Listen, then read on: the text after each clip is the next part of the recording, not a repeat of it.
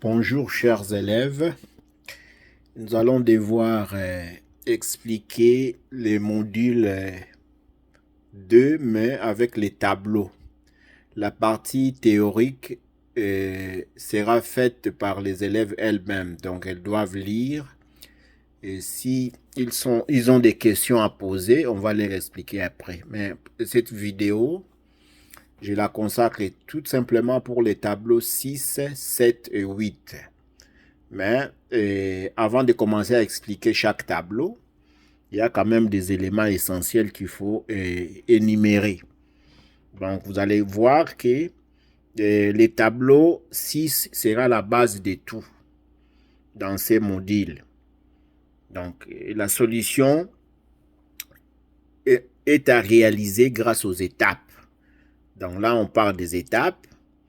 On va faire l'analyse de la contribution des travailleurs. Donc, les tableaux 6 nous aident à faire l'analyse de la contribution des travailleurs. Et il faudra aussi savoir qu'il y a deux types de salaires. Il y a les salaires fixes et les salaires par production, par productivité. Donc souvent, dans des pays du tiers-monde, on a l'habitude de donner un salaire fixe. Par exemple, pour les mois, on sait qu'un travailleur sera payé $100, d'autres 50, sans se référer à sa productivité. Mais d'une façon professionnelle, dans BBC, on nous apprend à calculer les salaires de chaque travailleur par sa productivité. Et souvent, dans les entreprises privées, on privilégie les salaires par productivité. Il y a un avantage dans cela parce que vous pouvez engager des milliers fixes, hein, dans des milliers. Vous pouvez engager dans des milliers fixes. Ça se calcule dans chaque unité de vente. Hein. Donc, vous payez les employés selon la quantité vendue. Donc, ce sont des éléments à retenir. Et au début, dans votre première étape, il y a 4 éléments importants au premier niveau quand vous voulez créer votre entreprise. Le premier élément, il faut avoir une idée sur les équipements. Le deuxième élément, c'est les matières premières. Le troisième élément, c'est la durée de votre projet. Il faut toujours avoir une idée du projet auquel vous voulez, de l'entreprise ou bien des projets qui va être à la base de la création de l'entreprise. En fait, le dernier élément qu'il faut tenir compte, c'est les employés, les personnels. Donc, ces 4 éléments vont vous donner une idée sur la création de votre entreprise. Il y a aussi la notion de l'ordre. Hein? Donc, il y a la hiérarchisation dans la faisabilité des étapes. Donc, cette forme d'ordre va permettre de dégager les postes dans les tableaux 7. Il faut aussi savoir que quand vous voulez, donc si on veut tenir compte d'un poste, il y a toujours des éléments à remplir. Donc, il faut que le travail soit fait pendant 8 heures par jour et d'une façon permanente. En ce moment-là, on parlera d'un poste permanent. Sinon, ce n'est plus vraiment un poste. On parlera par exemple d'un poste non permanent. Donc, il y a 8 heures par jour de travail plus la permanence. Donc, l'idée, quand on parle de la permanence, on fait allusion d'un travail qui se fait chaque jour. Un autre élément à savoir, il y a une chaîne. Hein? Donc, on commence par énumérer les étapes. Hein? Les étapes vont créer les tâches vont créer les fonctions et les fonctions vont créer les postes. Mais grâce aux tâches que vous aurez à identifier les éléments dont vous aurez besoin, les équipements. Hein? Donc, cette chaîne-là est quand même importante. Il y a des étapes qui créent les tâches. Et puis, les tâches vont créer les fonctions. Et les fonctions vont créer les postes. Une tâche, c'est quoi? Une tâche, c'est un ensemble des étapes compatibles. Hein? Une tâche est l'ensemble d'une ou plusieurs étapes compatibles. Quand est-ce que les étapes sont compatibles? Quand ces étapes peuvent être faites par une personne, une et une seule personne. En ce moment, ces étapes seront dites compatibles. On continue avec certaines notions. Toujours, nous sommes dans les modules 2. Et on parle aussi des récurrences. Les récurrences, c'est une répétition d'action pour savoir après combien de temps on va faire la même activité. Donc, la récurrence, c'est synonyme de répétition. Après combien de temps cette action sera répétée. Hein? Une activité sera répétée combien de fois par an. C'est ça la récurrence. Ou bien on peut faire une action tous les 3 mois. Donc tous les 3 mois, on va pouvoir par exemple acheter, je ne sais pas, les matières premières. Et c'est ça la récurrence. Donc la répétition d'une action. Combien de fois cette action est répétée. Ça estime dans combien de temps la tâche doit être répétée. Et puis, il y a aussi la notion de permanence, comme je l'ai dit tout à l'heure, c'est-à-dire qu'il se répète chaque jour. Mais s'il ne totalise pas 8 heures, il n'est pas un poste. Bien qu'il se répète chaque jour, mais pour que,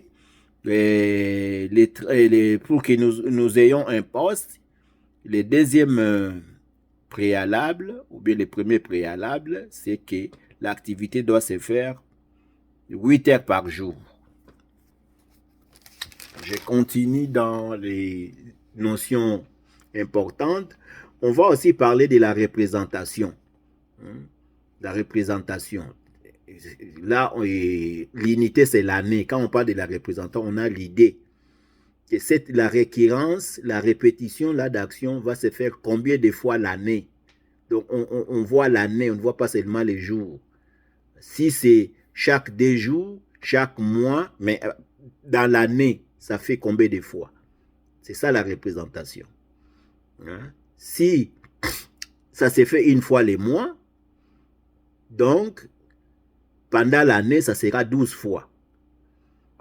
Si ça se fait chaque jour, combien de fois? Pendant l'année, c'est 360 fois.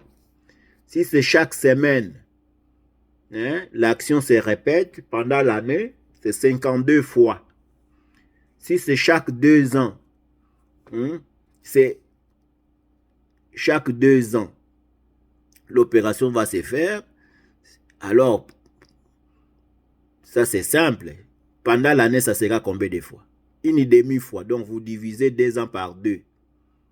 Vous divisez 2 ans par 2. Donc, donc ça sera par an. Par an, vous allez faire combien? Pas une fois. Puisqu'on dit chaque 2 ans, pas chaque année. Donc, par l'année, donc ça va être la moitié d'une année. Si ça s'est fait la moitié d'une année, fois, ça ne sera pas même une fois. Donc, une autre année, encore une moitié. Donc, c'est pour là qu'on vous dira que ça va se faire à chaque 2 ans. Donc, la représentation sera 0, donc une demi-fois l'an. Ça sera une demi-fois l'an. Et puis, il ne faut pas oublier que la représentation, nous l'avons encore dit, une formule raccourcie, c'est l'inverse de la durée d'une vie. La durée de vie. La représentation est l'inverse de la durée de vie. Et puis, on parlera aussi de la pondération. Donc là, je suis entré, j'ai déjà commencé à expliquer les colonnes pour le tableau 6. Vous pouvez les voir. Il est là. Le tableau 6, il est là. Je vais un peu essayer d'agrandir. Dans les fichiers, vous devez l'avoir, hein, le tableau 6. Le tableau 6, vous devez l'avoir. Et qu'est-ce que nous avons? Première colonne, le tableau 6 d'abord, il est appelé contribution des tâches. Première colonne, c'est l'ordre, on dit les numéros d'ordre, des étapes. Et puis deuxième colonne, ce sont des étapes qu'on a pu répertorier. Donc là, on parle des achats d'équipements, deuxième, achat farine, autre, et troisième, ouvrir les portes, les étapes dans ces projets-là des boulangeries. Ouais. Et puis, qu'est-ce que vous allez faire après? Il faut faire maintenant la hiérarchisation des étapes pour voir est-ce que on va commencer par laquelle. Mais dans notre exemple, ça respecte tout ce qui était déjà là, comme un numéro d'ordre.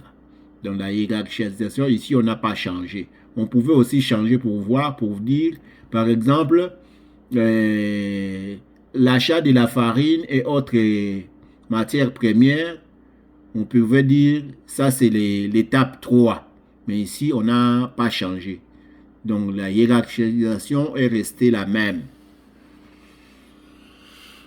Et puis, nous allons l'autre récurrence d'action, comme nous l'avons expliqué, c'est la répétition.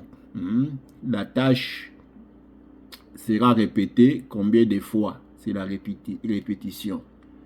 Bon, là, vous voyez dans la colonne de récurrence, on parle de permanent ou bien de non permanent.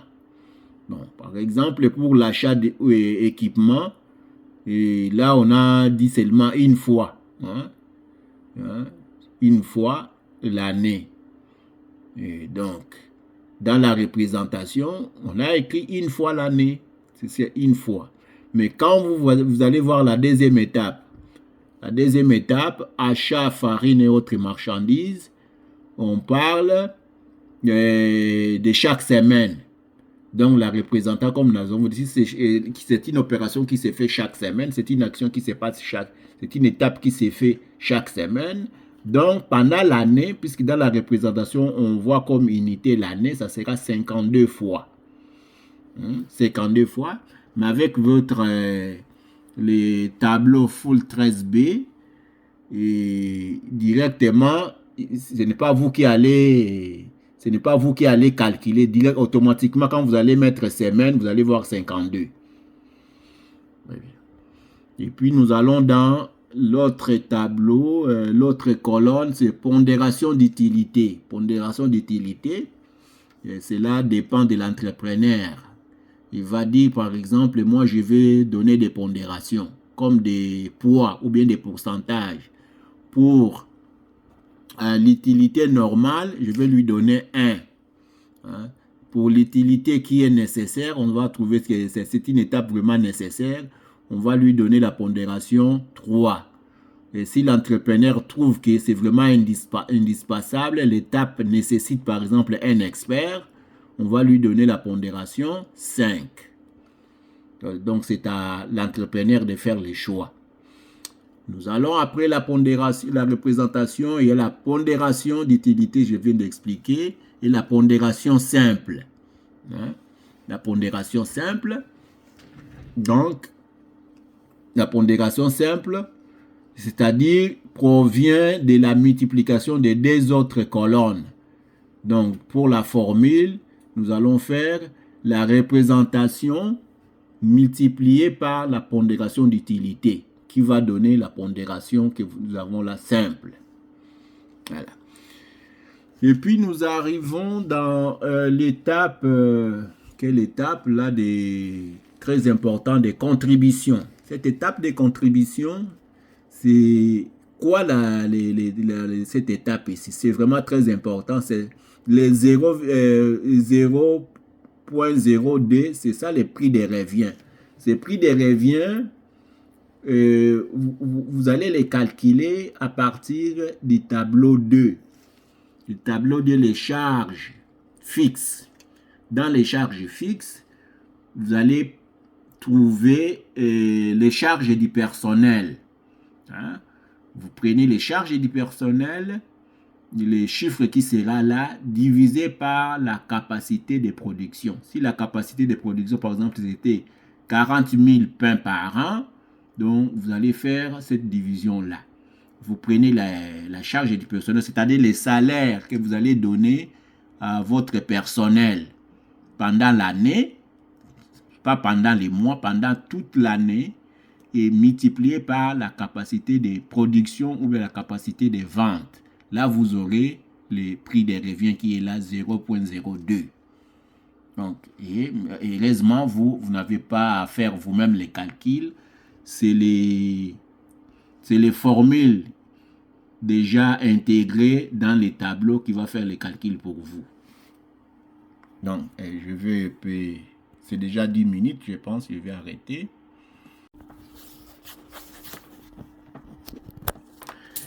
Oui, bonjour, chers élèves. Continuez les explications avec les tableaux 6. Donc, nous sommes rendus à quelques colonnes. Hein. On a vu la colonne étape, hiérarchisation des étapes, récurrence,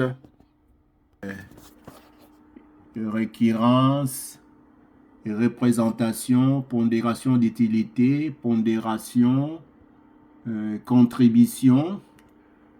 Contribution, c'est automatique, mais vous pouvez aussi savoir comment on trouve les résultats. Hein? C'est-à-dire vous allez prendre les prix des revenus. Donc, je suis en train d'expliquer, bien que c'est l'application qui va calculer pour vous. Je suis en train d'expliquer comment trouver la réponse de chaque étape dans la contribution. Donc, la formule, et vous allez prendre les prix des revenus que vous allez retrouver dans les tableaux 5, quand on faisait les calculs des prix des ventes.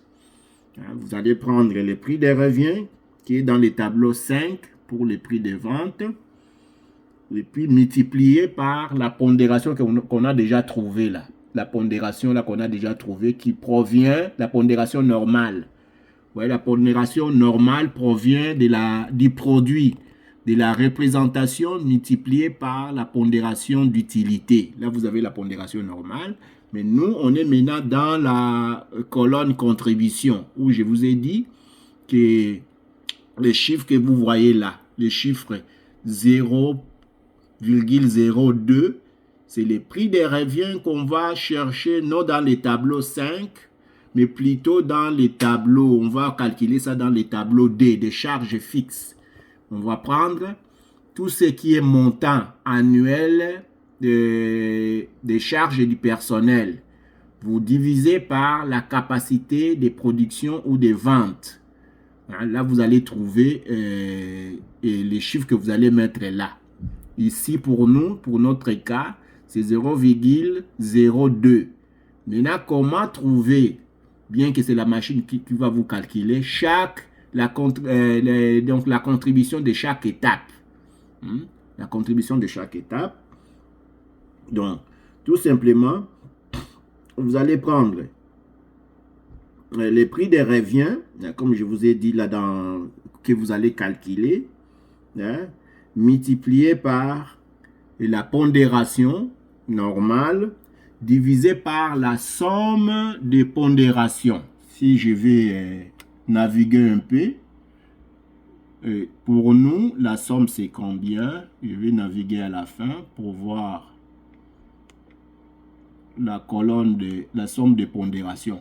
Vous voyez, pour nous, la somme de pondération pour ces tableaux, c'est 2316. C'est la somme de pondération. Donc, vous prenez les prix des revenus multiplié par la pondération normale divisé par la somme de pondération pour notre cas non, pour notre cas, ce n'est pas 2316, c'est plutôt 4125 que vous voyez là.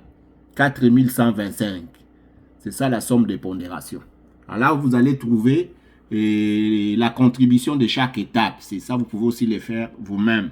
Puisque demain, vous deviendrez des formateurs. Il faut comprendre comment la machine calcule, comment les tableaux la calculent. Il faut aussi expliquer à vos élèves. Donc, je vais remonter plus loin en haut pour continuer à expliquer les colonnes. Donc, là, nous sommes maintenant dans quelle colonne? On est dans la comptabilité, compatibilité des étapes. Je l'ai déjà expliqué. Les étapes compatibles, ce sont des étapes qui peuvent être exécutées par une personne.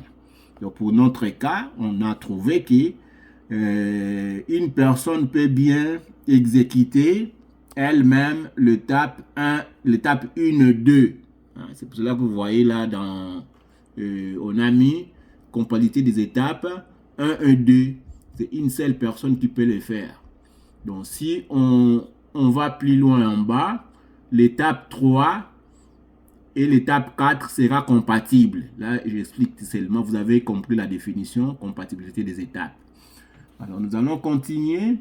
On est dans la durée ou moment.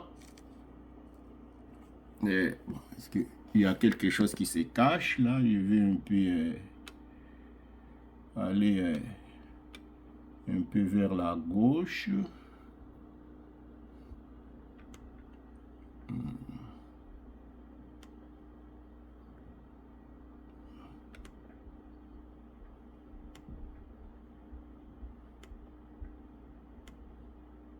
Voilà, ça c'est bon. Maintenant, on est dans les durées ou moments en référence avec les tableaux. La durée et les moments, c'est quoi? C'est le temps nécessaire pour réaliser chaque étape. Quand on parle de la durée ou moment, c'est le temps nécessaire pour réaliser chaque étape. C'est ça la définition pour la colonne durée. C'est le temps nécessaire pour réaliser chaque étape. Par exemple, pour notre cas, pour l'étape 1, la première étape, ils ont prévu 40 minutes. 40, pas 40 minutes, mais dans votre tableau, c'est vous qui allez choisir si c'est les heures, si c'est les mois. Vous allez choisir ça là-bas. Ici, on a choisi heures. On a mis 40 heures pour l'étape 1. Pour l'étape 2, c'est 8 heures. C'est 8 heures. Vous voyez là, il y a 0, on n'a rien mis. Pour l'autre colonne, le temps prévu, je vais expliquer. Donc, la durée ou moment, c'est le temps nécessaire pour réaliser chaque étape. Donc, continue. On va expliquer la colonne temps prévu. Temps prévu, c'est quoi? C'est l'addition l'addition des étapes, l'addition des durées. L'addition des durées des étapes compatibles, le temps prévu. L'addition des durées des étapes compatibles. Par exemple, là où nous avons l'étape 1 et 2 sont compatibles. Si on fait l'addition, nous aurons 40 heures plus 8 heures, ça va nous donner 48 heures. C'est dans ce sens-là. Le temps prévu, c'est quoi? C'est l'addition de durée des étapes compatibles. On va maintenant dans volume. Volume. Qu'est-ce que cela veut dire? C'est l'addition des contributions des étapes. Volume, maintenant, ce sont l'addition des contributions. On change tout simplement des termes. Et volume et contribution, c'est les mêmes. Ça signifie la même chose. Ici, on voit les histoires des salaires. Donc, volume, c'est l'addition des contributions des étapes compatibles. Là, ça vous donne le volume. Donc, quand si vous prenez, si nous allons reculer les contributions, on rentre dans les contributions pour les étapes 1, 2, vous voyez là, c'est 0, 0. Si on fait 0, 0 plus 0, 0, cette addition va nous donner toujours 0. Bon, et un autre exemple où on n'a pas de zéro, on va prendre l'étape 5. Dans l'étape 5, on n'a pas de zéro. Donc, on va prendre les étapes compatibles. On prend les étapes compatibles 5, 6 et 7. Vous voyez, 5, 6 et 7. Si on va faire l'addition de leurs contributions, donc l'addition de leurs contributions, 5, 6 et 7, vous n'avez qu'à aller vers la colonne là où il y a les temps prévus. Et donc, mais ici, vous voyez les 0, 0, puisqu'on s'est arrêté à 1 centième près. Mais avec les fichiers Excel, vous pouvez aller plus loin. Donc, vous aurez même les millièmes, les 10 millièmes. Bon, les résultats de cette addition, de cette sommation, nous donnent 0,01. Nous sommes là où nous avons, après 17,50, nous sommes dans les colonnes et volumes. Donc, les volumes nous donnent 0,01. Ce sont des exemples là. On va continuer. On va continuer dans... On a expliqué volume. Maintenant, nous allons expliquer détection des tâches. C'est une colonne très importante. Vous devez détecter, donner un nom à la somme des tâches. Détection des tâches. Une tâche, nous avons dit, c'est la somme des étapes compatibles. Alors, cette somme des étapes compatibles, vous devez lui donner un nom. Si vous avez 3 étapes compatibles, vous devez lui donner un nom. C'est ça la détection des tâches. Une tâche signifie la sommation des étapes compatibles. Alors, pour notre exemple là, si nous prenons les 2 premières tâches, qui sont des tâches compatibles, on va lui donner un nom. Le nom, c'est achat, équipement et matières premières. MP, c'est l'abréviation des matières premières. Donc, on lui a donné un nom. Et les autres, là, c'était quel... on va revenir pour voir. C'est l'étape 3 et 4. L'étape 3 et 4, on lui a donné un nom, puisque ce sont des étapes compatibles. C'est propriété et maintenance. Il y a des fois, j'ai vu les erreurs, on a écrit propriété. Non, propriété, c'est une concession. Je peux dire, ça c'est ma propriété de Mbinza. Ça c'est ma propriété de Magomeni, c'est-à-dire ma concession. Mais quand il faut parler de tout ce qui est hygiénique, là c'est propriété. Donc on lui a donné les noms, cette somme des étapes compatibles, propriété et maintenance, ainsi de suite. Vous voyez les autres, on leur a donné production. Donc pour cette colonne là, c'est pas compliqué. Et plus loin, nous avons la dernière colonne, c'est les besoins en ressources humaines. Là, c'est pas vraiment très important. Il y a des fois, vous pouvez vous imaginer que vous aurez besoin d'une personne. Mais dans les tableaux 7, ce n'est pas ça. Mais quand même, il faut avoir une idée. Vous-même, vous allez dire, pour l'achat et équipement, vous avez besoin de combien de personnes? Ici, on a mis 1. Pour la propriété et maintenance, besoin d'une personne. Donc, en fait, voilà la fin des explications des colonnes du tableau 6. Ce n'est pas vraiment compliqué.